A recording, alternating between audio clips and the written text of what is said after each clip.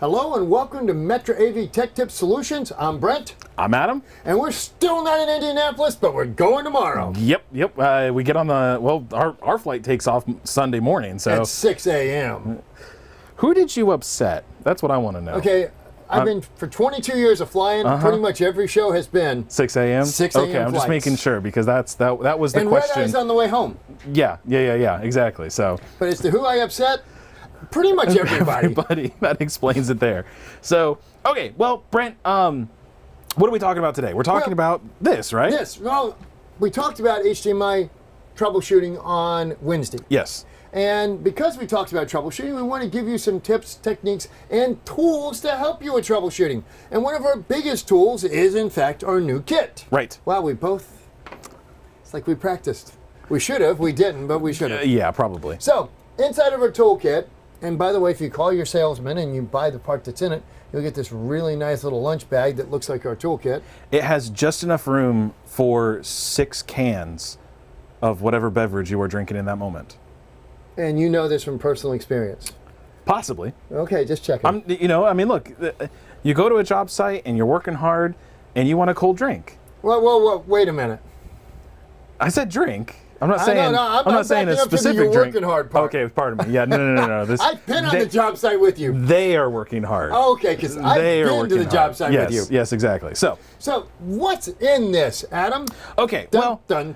So first and foremost, this is our MetraAV HDMI First Aid Kit. So this is the kit that we have put out there because honestly, we've had a lot of requests for this kit because everyone's like, well, what should I take with me? What are the things that I should have with me at all times as a first aid thing if something goes wrong with an HDMI connection? Well, here it is. So, and remember, as we said on Wednesday, and we'll get deeper in this, but if you use a part, replenish a part. Yes. Yeah.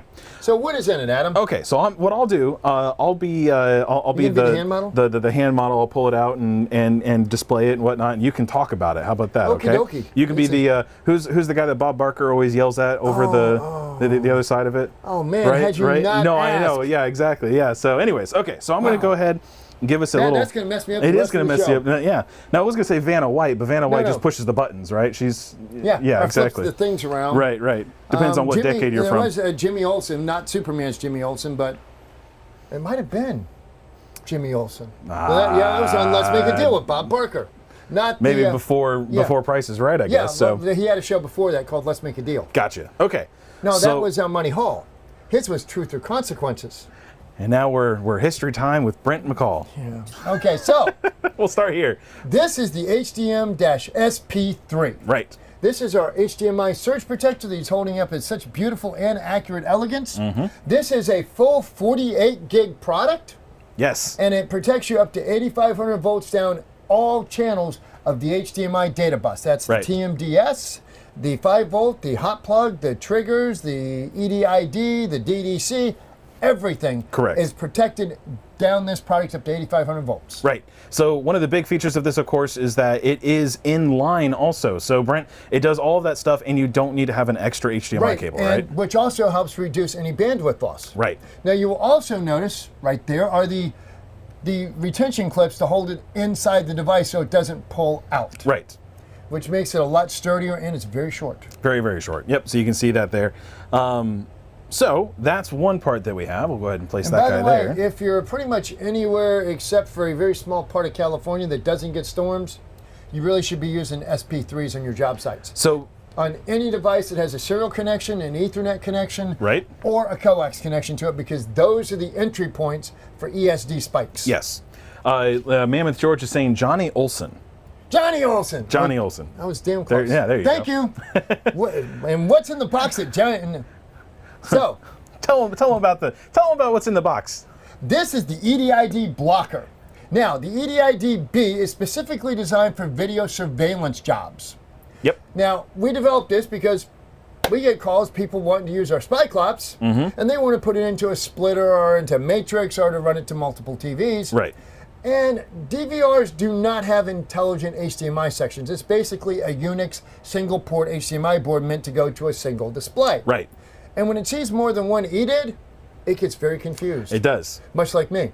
Yes. So what this does is it completely blocks all the EDID and HDCP communications between the DVR and the displays. Right. Now, this part is very, very, very, very, very, and if I didn't mention it, very important. Very. Do not put this on a standard consumer electronics device thinking you're going to trick out HDCP, because it just won't work. No. You'll get nothing. Yeah, in those applications where you're doing something like, say, in a restaurant or something else where you have a lot of displays and you need to split it up between a lot of them, don't use the EDID blocker thinking that, oh, it's going to solve your HDCP problem. It'll solve your HDCP problem. There won't be one. But there won't be anything else because nothing else is going to work. No picture, no audio, no nothing. Right, nothing else. What's next? Let's see.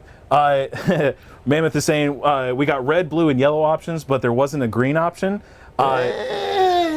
Not today. Stay tuned. Well, hopefully soon we'll see something. So we'll go ahead and cut over here to this. This is my favorite tool. Yes. Now, this particular tool that he's holding in his hand now is based on our original DAD. Ta-da! The HDMI digital analysis device, the DAD. Right. What it does is it strips low-speed data of its capacitance. Now, capacitance is essentially storage. Yes. What's a capacitor? A battery. Right. So when you're looking at EDID data, ones and zeros, up, down, on and off, whatever you want to call it, when capacitance loading starts to build up on the bus, the data slows down. When the data slows down, rise time increases. Anybody that does lighting programming understands rise or ramp time. Right. The longer it takes to get from bright, from off to on or on to off is that time. This will put data out of sync and systems fail. Audio drops out, you get long time to sync, mode out of range, frequency out of range, all sorts of weirdness. That fixes that by stripping the DDC capacitive loading off the bus. Right.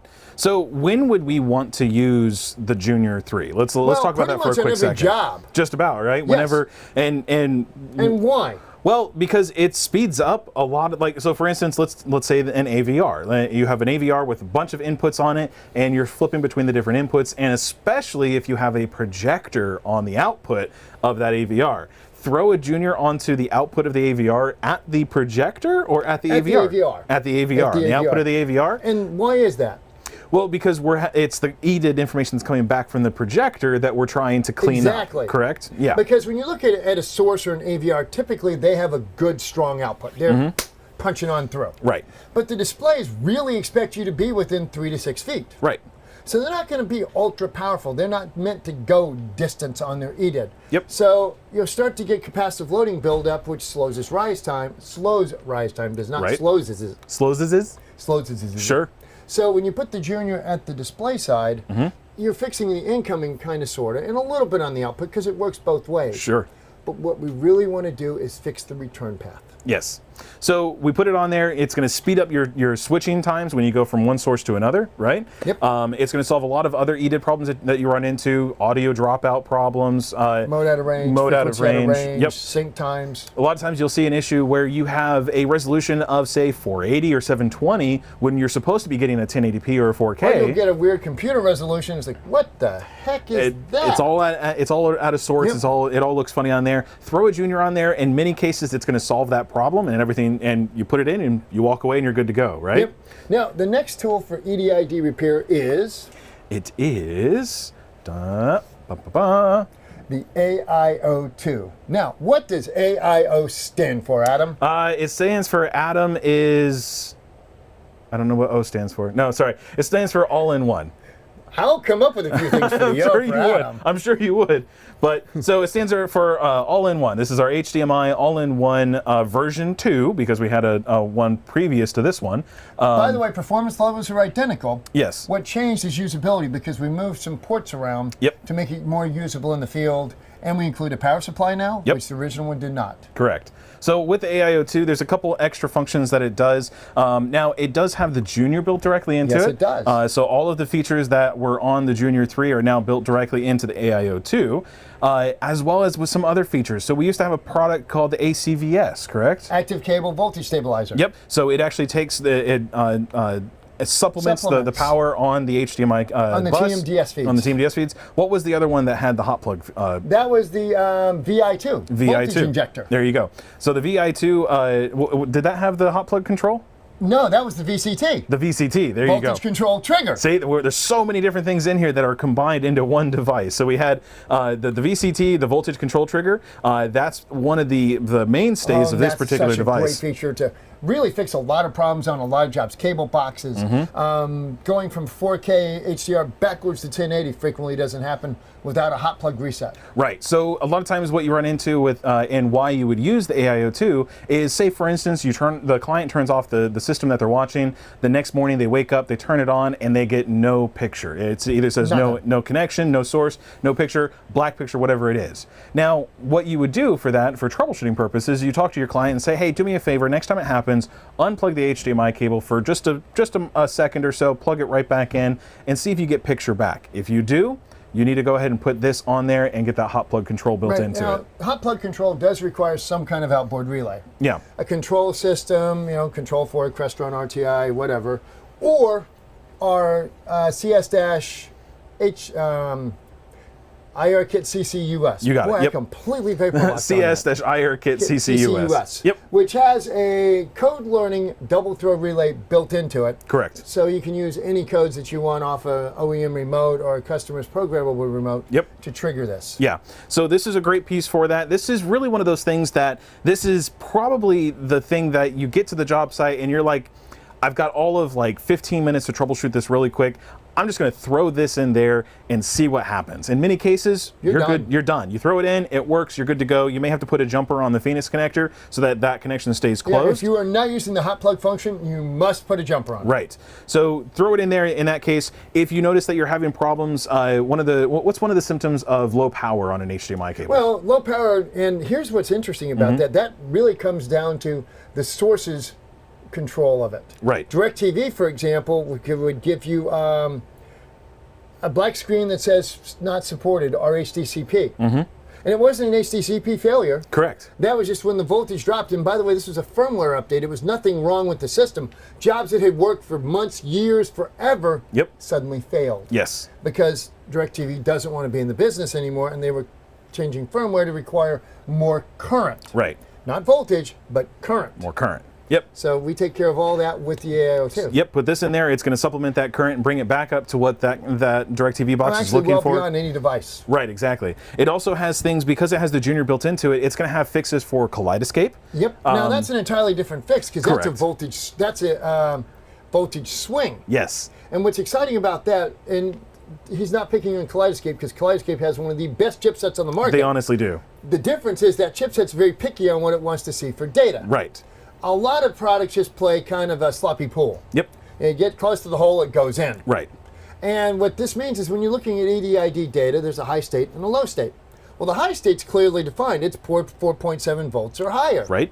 The low state, however, is not defined anywhere in the specification. Yeah. Except to say 0.9 volts may be accepted as a zero. It could be. But not required. No.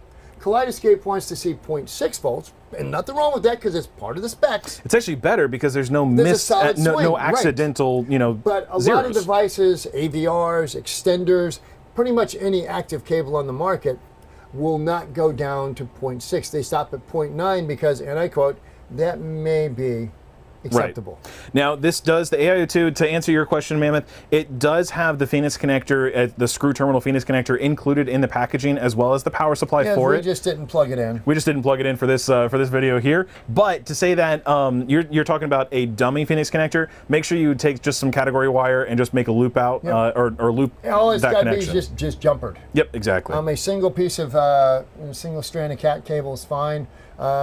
An old school paper clip will work. Yep. Doesn't matter. This honestly should be on every truck that in your fleet. This should be with you whenever, with backups in the shop. This should be with you on as you go to any installation or any troubleshooting job that you go to. It's going to solve problems. It's going to make sure that you can get paid and get out the door. And if you don't need it today, it's still there because when you do need it, there's not another solution that works like it does. Right. Okay. Switch back over here and we'll do another top down. We'll move on to the next one. Why didn't you tell me I had brought the iPad? Nah, it's all right. So what do we got next? All right. Ooh. We'll step back a bit. Back in time. Back to the in original time. Gigabit accelerator. Still one of my favorite products. Yep. Because a lot of what we do is still 4K and will be for a while. Right. This is a full 4K 24 gigabit repeater accelerator. It's 4x6. Right. It's inline, goes at the display side, and if you've got a longer passive HDMI cable, say anywhere from 7 meters up to 15 for most manufacturers. Right. 22 if it's a VLOX passive. Yes. It will take that and bring it back up to a full 6 gigabits per channel. So it is just like running a short cable into your display. Yep. So the GA1, like you said, it's going to make sure that if you have an older HDMI cable that's already in the wall, so long as it's passive, if you have an older HDMI cable that's in the wall, let's say, for instance, you run into an issue where your client's upgraded from a 1080p system, which is still happening today. We haven't gotten rid of all the 1080p systems. Nope. So it's still happening today to do those upgrades. Talk to a speaker manufacturer today that's finally getting their room moved from a from an old 1080p Epson to a 4K Epson. Nice. So with that, if you make the connection and you realize that you get no picture whatsoever, or sparkles, or if you get sparkles, throw a GA1 in there, and this is going to go at the projector side, or at the display side. At the display side. Yep. Now, this is very, very, very important, like many things we say. Yep. Use the included power supply. Do not, under any circumstances, use the USB port built into any device, because they're typically 250 to 380 mils, and that needs 1,000. This needs a 1 amp total. Power supply. Yep, a 1 amp power supply. But again, it does come with the 1 amp power supply in the packaging with it. We highly recommend using that power supply. In fact, we require that you use that power supply with it. Or an Apple one. Or an Apple one, or if you have, if you can guarantee that you have another power supply that's giving it 1 amp power. At least 1 amp. At least 1 amp. The thing about current is drawn. So even if you put a 100 amp power supply on it, it's not going to draw more than it needs. Right.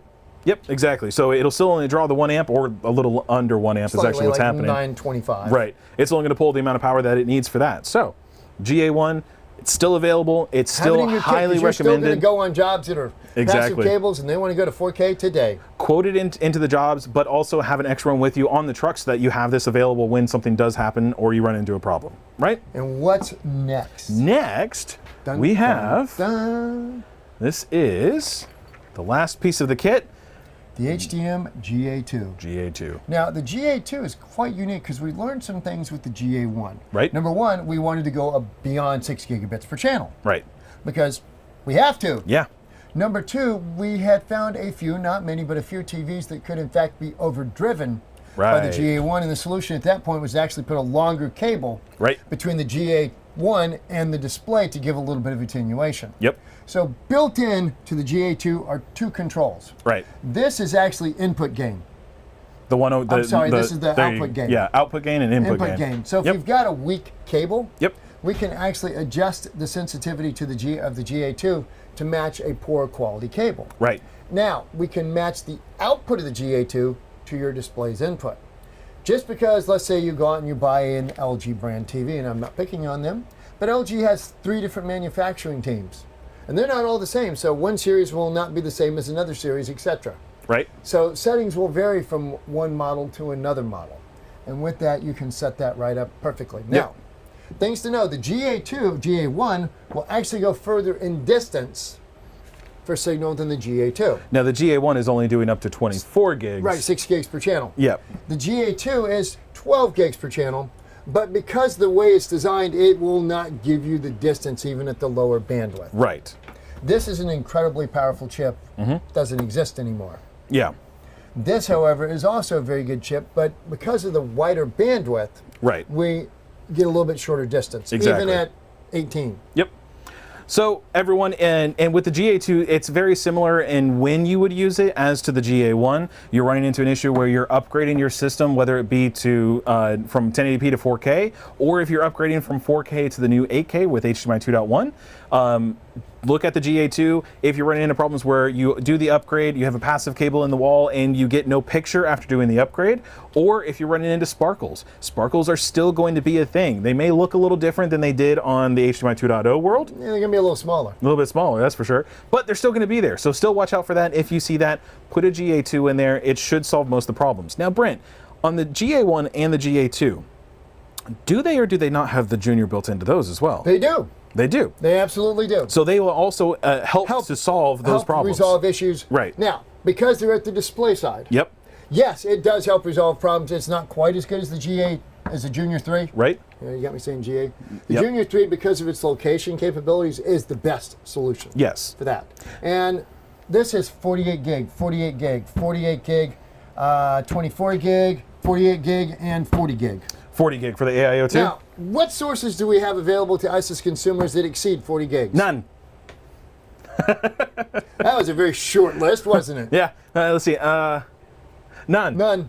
Got it. So, yeah, and at that point, maybe in the future we may see something that does that, but it's not going to be for a little while before we run into that. Even the best devices on the market, the Xbox Series X, are still... Right. Yeah. 40. So check out the AIO2, the GA2, the GA1, the Junior 3, the EDID Blocker 3, and the SP3 in this kit. This, of course, like I said, if you reach out to your sales rep or your distributor, find out pricing and availability of the entire kit, and you can go ahead and get one of these nice cooler bags. Nice cooler bags to go along with it. And it is a real koozie brand. It is, yeah. It's actually no, we're not. I don't know if we're actually partnered with them or if we just purchased their stuff, but it's still a real koozie cooler anyways. So yeah, you get all that kind of stuff with it. Check it out. Contact your sales rep, contact your distributor, find out availability and pricing. Don't forget to stop by and see us in CD next week in beautiful Indianapolis, Indiana. That's right. As we said on Wednesday, the first one that walks in and says, "I watch your show." Yep. We'll get you one of our cool new shirts that we can't tell you the brand name of yet. Right, the one that's got all this stuff, the new blue ones. That's right. So come check us out at CEDIA. We are going to be there. It's booth 3600. They moved us, of course, because things are changing, but we're super excited about it. You can't miss us as soon as you walk in the door. We're literally right when you walk through the front door. I found out today. You literally just keep walking straight. You walk right into our booth. We're right there. And he's got a brand new super secret project that's awesome. Yep. Stop by and say, "Adam, show it to me." Show it to me. Let me know. Let us know if you're going to be there. We'll be happy to show you what's going on and all the new products that we have available. There's some other really cool stuff. And then some really other cool stuff. Brent and I will be there. Do a little song, do a little dance. Short. And actually, I think we're doing a Wednesday episode there on site. It may be a little different. Be live. Yeah, it won't be live, and it may not be like an actual tech tip video. We're just may give you like an overview of what's happening at the show, because I know a lot of you can't make it, and that's unfortunate. But you can still check out that video and see what's going on. And I think we're probably going to do a little walk around in the morning and with our camera and take some video and show you what's happening, because I've talked to a few other manufacturers. There's some interesting things happening. Yeah, we're gonna try to do some fun stuff and maybe even do something on Friday as well. So I'm looking forward to it. You can watch us tear the booth down. Sure, why not? Yeah, maybe we'll set up a little GoPro or something like that. And I do believe that CEDIA has a hospitality suite set up for the attendees for the first time. Good, nice. So everybody, I'm Adam. I'm Brent. Thanks for watching. As always, don't forget, reboot early. Reboot often. Don't cut your wires too short. Turn off CEC. And call tech support. Call tech support. Have a great weekend. We hope to see you in Indy next week. Yep. Thank you. Thanks, everybody. We'll see y'all next time. Hopefully we'll see you in Indy. If not, we'll see you next week here on YouTube.